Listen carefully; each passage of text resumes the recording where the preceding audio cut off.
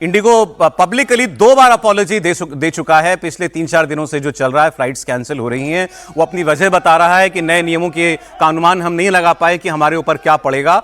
अब देखिए, नेता भी इससे बच नहीं पाए। इंडिगो की फ्लाइट्स कैंसिल होने को लेकर एनसीपी शरद गुट के नेता अमोल कोहले ने एक वीडियो इंस्टाग्राम पर पोस्ट किया है और बताया है कि खुद 4-5 घंटे तक एयरपोर्ट पर मैं भी फंसा रहा। तो आम आदमी हो, खास आदमी हो, हर कोई इससे परेशान है। अब दो खास आदमी जो परेशान है यहां पर है मेरे बगल में। नहीं, यदि रेगुलर अच्छा, ये इनका पोस्ट सुन लीजिए एनसीपी ने। मागच्या जवळपास 3.5 तास एअरपोर्टवर होतो आणि आतापर्यंत खूप चांगली सुविधा होती इंडिगोची, पण आजचा अनुभव हा खरंच वाईट होता। 3.5 तासानंतर आता फ्लाईट कॅन्सल झालं, समस्या झाला। पहिल्यांदा एअरपोर्टवर एवढा वेळ खरं तर घालवला आणि निवांतपणे लिहायला वेळ मिळाला। फ्लाईट कॅन्सल झाली असं मनस्ताप आहे, पण होऊ दिला नाही तर जास्त बरं पडेल।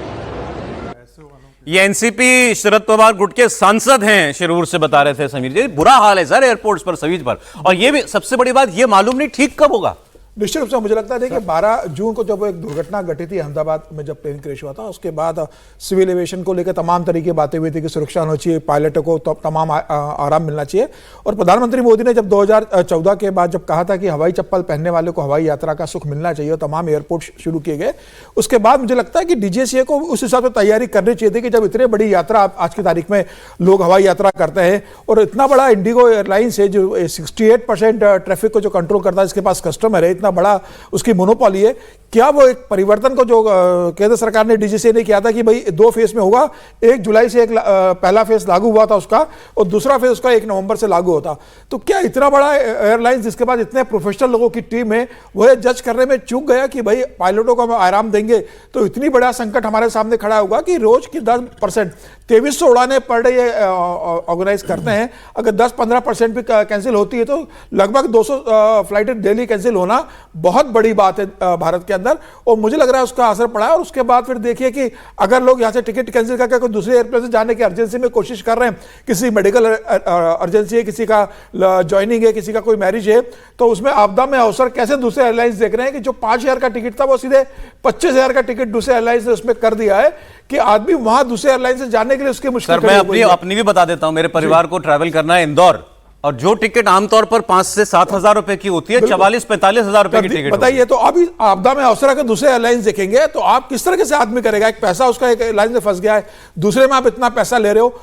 मुझे लगता है तो ये सरकार को इस पर भी सरकार को देखना चाहिए। मिनिस्टर नायडू का कोई बयान आया क्या इस संदर्भ में? सर अभी इस सरकार को, ये आपने बिल्कुल ठीक कहा कि दूसरी एयरलाइंस जिस तरीके से रेट बढ़ा रही हैं अपने, उस पर भी वो कुछ करें। लेकिन अगर आप एक एयरलाइन के पास 65-70% शेयर होगा तो बचता ही कितना है बाकियों के? एयर इंडिया का शेयर जो है वो है 19 से 25%, नंबर 2 पर है। विस्तारा के पास 5-6% है। आकाशा एयर 4 से 5% है। स्पाइस जेट का 2 से 3% शेयर है। Air India express, air India का की जो सब्सिडरी है, वो 6% के अराउंड जो है फ्लाइट्स वो चलाती है।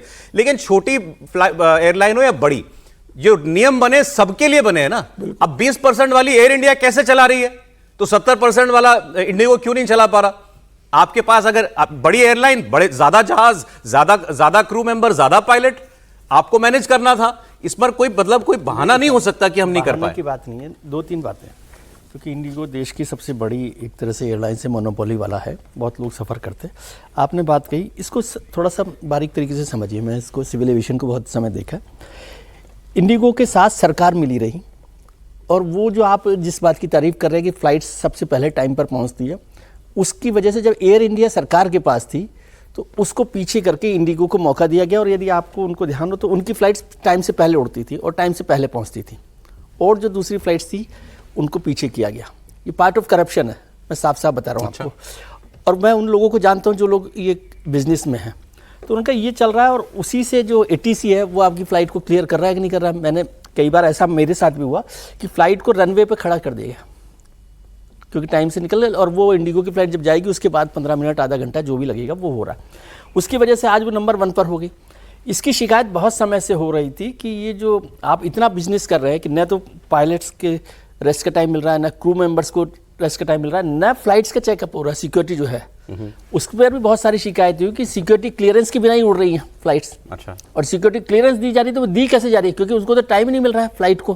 भाई हर एक फ्लाइट्स के लिए जो टाइम होता है, मेरे परिवार में तो बहुत सारे लोग वो भी हैं, पायलट भी हैं, तो वो लोग जानते हैं कि किस तरह से ये काम होता है, उनको कितना ज़रूरी होता है रेस्ट करना। तो ये तो 300 लोग 200 लोगों को जान के साथ आप खेल रहे हो, उस पर ये हुआ।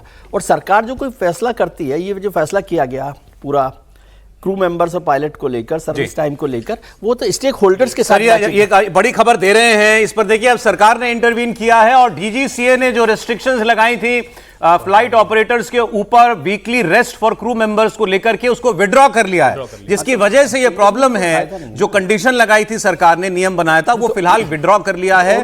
देश भर के अंदर जो अफरा तफरी मची है उसको देखते हुए उन्होंने लिखा है, in view of the ongoing operational disruptions and representations received from various airlines regarding the need to ensure continuity and stability of operations, the instruction contained in the reference paragraph that no leave shall be substituted for weekly rest is hereby withdrawn for immediate effect। मतलब मोटा मोटा और instruction ये था कि of आपको छुट्टी देनी ही देनी है। जो भी आपका क्रू मेंबर है, ऐसा नहीं है कि आप बाद में उसको लीव से कॉम्पनसेट करते हैं सर। ये बहुत बड़ा रिस्क लोगों है की जान खतरे में डाल अभी रहे ये हो भी आप। खतरा है सर, ये भी लाखों खतरा लोग है। फंसे हुए एयरपोर्ट पर, लाखों लोग फंसे हुए, लेकिन इसका कोई इंतजाम करेगी सरकार तो आगे करेगी। ये तो इमरजेंसी हालात बन गए। इमरजेंसी हालात है, इसलिए अभी किया जा सकता है, लेकिन ये बहुत बड़ा रिस्क है जब फ्लाइट्स में जो पायलट हैं, क्रू मेंबर्स बिना रेस्ट के उड़ रहे हैं, चला देखिए रहे 2 महीने का वक्त तो इंडिगो भी मांग रहा था, नहीं 2 महीने हमको दे दीजिए, अब हम ज्यादा हायरिंग करें, जो जैसे भी करें हम उसको ठीक करेंगे। अभी फिलहाल फौरी तौर पर राहत देने के लिए सरकार ने अपना नियम शिथिल कर लिया है। लेकिन ये मानना इसको सर एक बात समझ लीजिए कि जुलाई में और नवंबर में सरकार ने 2 स्टेप में इसको काम किया, तो इंडिगो ने क्यों नहीं किया? आज आप कह रहे हैं कि इस बात के लिए अग्रीड। अच्छा, दूसरी बात और मैं कह रहा हूं, जितने लोग फंसे हुए हैं,